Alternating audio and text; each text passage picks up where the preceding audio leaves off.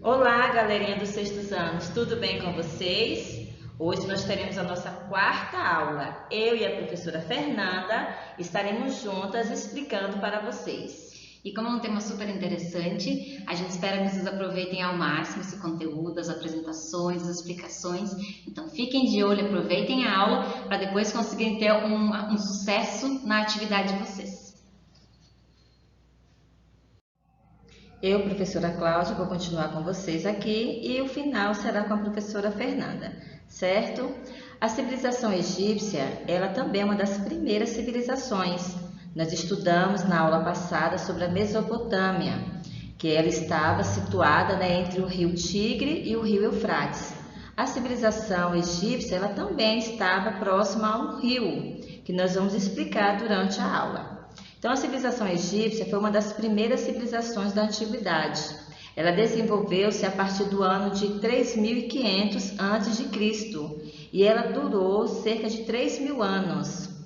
E, através dos egípcios, eles nos deixaram muitas contribuições que são importantes e que usamos até os dias atuais. Tá? Vocês vão ver no final desse slide sobre as contribuições dos egípcios. A sociedade no Egito ou organização social. A organização social no Egito Antigo caracterizava-se pela concentração do poder político nas elites e pela situação de pobreza da maioria da população. Então, toda a sociedade tem a divisão da camada social e, normalmente, ela tem o símbolo da pirâmide, que, inclusive, nós vamos estudar sobre as pirâmides lá do Egito também. Então, no topo da pirâmide tinha o faraó. O faraó, ele era a autoridade maior lá no Egito. Era no faraó que se concentrava todos os poderes administrativos, militares e religiosos. Então, junto com o faraó, não está aí na pirâmide, mas tinha também os sacerdotes, que eram pessoas importantes, de grande prestígio na sociedade egípcia. Além de serem responsáveis pela organização e condução dos cultos, os sacerdotes cuidavam da administração dos templos religiosos e muitos eram considerados sábios, pois eles tinham conhecimento de astronomia, geometria e aritmética. Inclusive, dentro de sala de aula, em algumas séries, já se usa a geometria, a aritmética, a astronomia, que são aqueles que estudam os astros. Então, tudo isso aí iniciou lá no Egito, tá? Nós vamos falar sobre o que os egípcios deixaram para a sociedade, mas já estou falando que sobre essas funções que nós temos até os dias atuais, que é a astronomia, geometria e aritmética, que foram os sacerdotes do Egito que começaram a estudar, porque eram considerados os mais sábios. Depois nós temos aí os nobres, que são os administradores das províncias e comandantes do exército. A nobreza era sempre composta pelos parentes de Faraó e pelos descendentes dos antigos chefes. E eram essas pessoas que geralmente ocupavam altos cargos administrativos. E havia também uma elite militar, que era neles que detinham os principais cargos do exército. Os funcionários do Estado, eles desempenhavam diferentes atribuições. Entre elas, eles fiscalizavam as plantações, eles cobravam os impostos aos camponeses, Os camponeses tinham que prestar conta em cada período daquilo que tinha plantado e eles devolviam impostos através daquilo que eles plantavam. Em seguida, nós temos os escribas, que eram os funcionários da administração do Estado, que eles também faziam essa cobrança de impostos e eles fiscalizavam a organização das leis. Os escribas, inclusive, nós estudamos na aula passada que foram eles, que descobriram a escrita cuneiforme, e aqui também no Egito nós vamos falar sobre a escrita que foi através dos escribas. Por quê? Eles eram sábios, eles sabiam ler, escrever, eles faziam cálculos e eles eram muito respeitados na sociedade egípcia. Em seguida nós temos os camponeses, os artesãos, os escravos. A maioria da população do Egito era composta por camponeses pobres. Eram pessoas que viviam em condições precárias e eles eram obrigados a pagar tributo ao Estado. Muitos dos camponeses se ocupavam com a criação de animais, com a caça, a pesca e o cultivo de produtos agrícolas. Nós vamos estudar também quais eram os produtos agrícolas que os camponeses plantavam e colhiam, tá? E existiam os trabalhadores escravos, que eram aqueles que que eram prisioneiros de guerra. Antes dos escravos, nós temos aí os artesãos, que eram barbeiros, ourives, tecelãos, e os felás, que eram os chamados camponeses, tá? Esses escravos aí que nós iniciamos, nós falamos anteriormente, eram aqueles escravos que, quando uma civilização conquistava uma outra, eles dominavam, eles traziam os prisioneiros de guerra, e aí eles eram escravizados. Os escravizados, em sua maioria, eles eram estrangeiros, então ou eram desertores. Daí os egípcios colocavam eles nas minas e eles tinham a principal função da mão de obra egípcia, não era totalmente deles. A função deles era diferente da função dos camponeses. Em relação à política, o Egito era um estado teocrático, ou seja, era governado por Faraó, e nas mãos do Faraó ele tinha o poder político e religioso. Então, toda civilização que tinha o poder político teocrático significava que o rei, o Faraó, a pessoa, o responsável principal por aquela civilização, ele tinha o poder tanto político quanto religioso. O rio Nilo. O rio, todas as civilizações, as principais civilizações, elas estiveram próximo ao rio. A Mesopotâmia estava entre o rio Tigre e o rio Eufrates, e o Egito estava próximo ao rio Nilo. O rio Nilo, ele era a principal fonte de água para os egípcios. Então, todos os anos, entre os meses de julho e novembro, o rio enchia e alagava as áreas próximas às margens, e nela depositava uma rica camada de humus. O rio era utilizado como via de transporte também, era utilizado com os barcos, as mercadorias que as pessoas iam para outras civilizações, traziam de outros lugares, e eles vinham, o transporte era através das embarcações. As pessoas usavam a água como fonte para beber, pescar, fertilizar as margens. Então, a população egípcia era totalmente dependente das cheias do Nilo. A agricultura tinha 3 fases, que era a adubação do solo, que era feita pelo próprio rio através do lodo, que é o que eu falei, o humus, e era depositado nas margens com as cheias, que durava de julho a outubro. E de novembro a fevereiro era o período do plantio, e de março a junho era o período da colheita. Na parte da economia, nós temos a agricultura, a pecuária e os excedentes. Na agricultura, eles cultivavam a cevada, o trigo, legumes e as árvores frutíferas. Na parte da pecuária, eles criavam porcos, cabras, bois e cavalos, que eram cavalos trazidos por outras civilizações. O Estado era proprietário dos meios de produção, então tudo pertencia ao Estado. Os excedentes, o que eram excedentes? Eram aquilo que era recolhido e era depositado em grandes armazéns do Estado.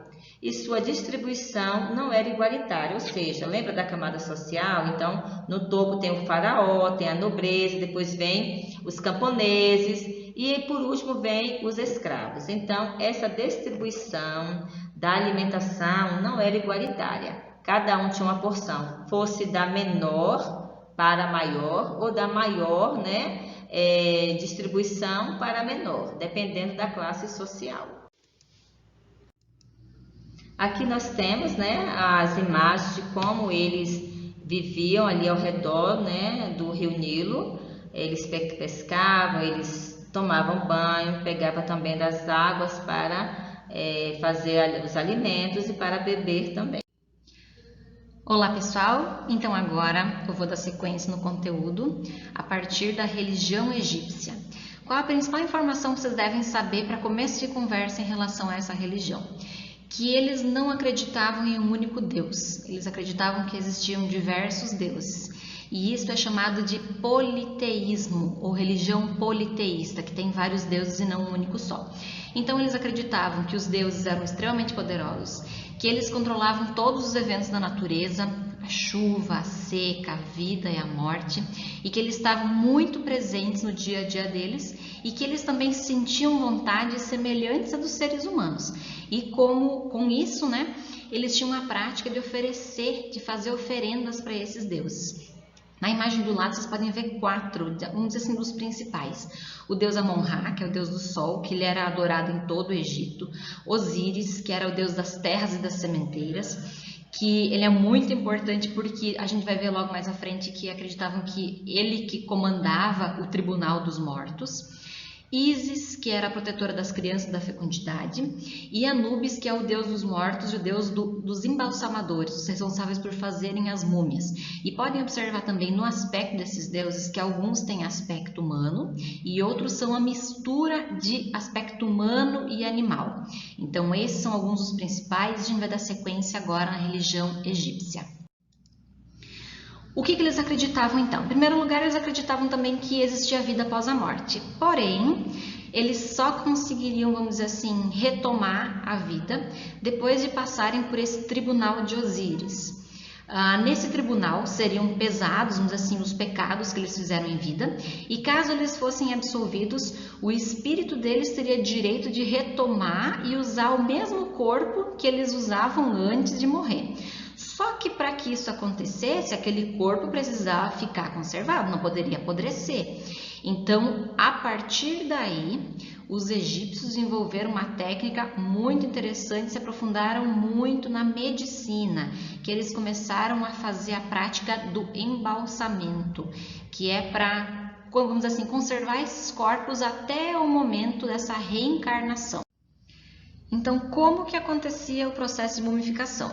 Esses sacerdotes especiais, os chamados embalsamadores, eles utilizavam uma faca muito afiada, faziam um corte no abdômen da pessoa que tinha acabado de morrer, do faraó, e a partir dali eles começavam a retirar seus órgãos. Alguns desses órgãos seriam colocados dentro de alguns vasos e enterrados depois junto com esse corpo, sepultados junto com esse corpo, como por exemplo o fígado, os pulmões, o estômago e os intestinos. Eram colocados em chamados vasos canopus e depois colocados junto com a múmia. O coração, que ele era considerado o centro da inteligência, ele muitas vezes permanecia no corpo da pessoa. E o cérebro normalmente era descartado junto com os demais órgãos. Então, depois desse processo de retirada dos órgãos, esses sacerdotes, o deus da mumificação, diz assim, eles utilizavam uma mistura de elementos que era chamado de nafrão. Esse nafrão ele tinha o aspecto de um sal e ele tinha a função de desidratar esse corpo para aumentar o tempo de conservação.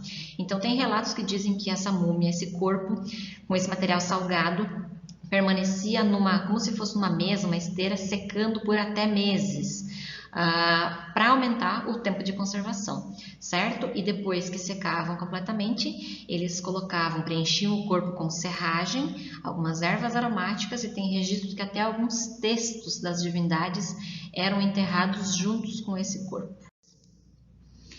E depois que esse corpo era embalsamado, ele era envolto em faixas, colocado dentro de um sarcófago, e esse sarcófago seria colocado dentro de uma urna dentro das pirâmides. Então, qual a função das pirâmides do Egito? Quem acredita que elas serviam como moradia, na verdade se engana. As pirâmides, elas eram utilizadas para fazer o enterro dos governantes, dos faraós, e elas, logicamente, por serem construções gigantescas, elas eram um símbolo da nobreza e da importância desses faraós para o povo egípcio. Então, as múmias eram sepultadas dentro das pirâmides, que eram cheias de, vamos dizer assim, de galerias, que até hoje algumas ficam, vamos dizer assim, não foi descoberto qual a finalidade de todas as galerias, que tem canais de ventilação, tem a câmara específica para enterrar o rei, a câmara específica para enterrar a rainha, tinham salas específicas em que eles enterravam as riquezas dos faraós, porque eles acreditavam que após eles voltarem à vida, eles já teriam esse material junto com eles. Então enterravam muitas vezes comida, perfumes, bens e muito ouro. Quando algumas pirâmides foram descobertas, entraram nelas, eles encontraram várias galerias cheias de ouro, material precioso que esses faraós guardavam ali dentro. Então, repetindo o que foi dito, a pirâmide egípcia ela servia como se fosse um complexo para enterrar os faraós, enterrar essas pessoas tão importantes. E eles dedicavam essas obras tão grandes com um orgulho de servir o faraó e construir a morada eterna para estes corpos. Certinho? Dando sequência, a primeira escrita egípcia ela é chamada de hieróglifos. Vocês podem observar nas imagens ao lado que eles são representados por desenho. Cada desenho significava um objeto e sabe-se que existem mais de 600 hieróglifos. Só que o que dificulta a interpretação deles é que eles podem ser lidos de trás para frente, de cima para baixo, de baixo para cima. Então, a interpretação dessas escritas em hieróglifos são, vamos dizer assim, um mistério até hoje. Não é muito claro o que eles significam e quais as mensagens eles querem passar. Então, esses hieróglifos são esses símbolos que cada símbolo representa um objeto. E eles eram utilizados por escribas e sacerdotes. Escribas eram pessoas que tinham uma formação especial, que eles tinham o domínio dessa escrita, e eles eram responsáveis por fazer registros do que o faraó fazia, anotar a questão das despesas, vamos dizer assim, até fazer a parte da contabilidade do povo egípcio. E, para simplificar um pouquinho essa escrita que era tão complexa, inclusive para os egípcios, eles dividiram em mais duas novas formas de escrita. A demótica, que é uma escrita um pouco mais popular, e a hierática, que é um pouquinho mais voltada para o lado religioso. Quais foram, então, os legados, a herança que o povo egípcio deixou para a sociedade moderna? O calendário, com 365 dias e 12 meses, a divisão do dia em 24 horas, a arquitetura, que imaginem só vocês na época em que isso foi feito, com a tecnologia que eles tinham, não dá nem para comparar com a que a gente tem hoje. Eles construíram estruturas gigantescas que sobrevivem, que resistem ao tempo até hoje, como por exemplo as pirâmides e alguns templos que eles faziam. Também dá para citar os obeliscos, que eles são pilares de pedra em forma quadrangular, que muitas vezes eles eram construídos para homenagear o deus Sol, e acreditava-se que eles tinham a capacidade de filtrar a energia também e até facilitar o trabalho. A alquimia, que ela era uma prática mística, que ela envolve conhecimentos da ciência, arte e a própria mística. O principal objetivo da alquimia era descobrir o elixir da vida, ou seja, tornar as pessoas imortais, e também desenvolver a pedra filosofal, que teria a função de transformar qualquer metal em ouro. O papiro, que é uma planta que deu origem a uma espécie de papel, que dizem que ele tinha boa qualidade e ele servia para fazer o registro de pinturas e a escrita, principalmente naquela época. A religião e a espiritualidade também, que o povo era extremamente, vamos dizer assim, acreditava demais na questão da espiritualidade e na realidade, na função e na presença no dia a dia dos seus deuses, e no desenvolvimento das ciências, que elas se desenvolveram muito a partir da alquimia, que ela utilizava mesmo conhecimento de ciência, mecânica, a metalúrgica, a medicina, que não dá para deixar de citar, que também avançou tanto, principalmente com a prática da mumificação e do embalsamento dos corpos. Então, pessoal, nossa aula termina por aqui. Eu espero que vocês tenham aproveitado ao máximo. Assistam ao vídeo quantas vezes for necessário para que vocês entendam bem o conteúdo, tirem suas dúvidas, para que depois possam fazer a atividade e terem um bom desempenho. Tá bem? Fiquem bem, até a próxima. Até mais. Beijos!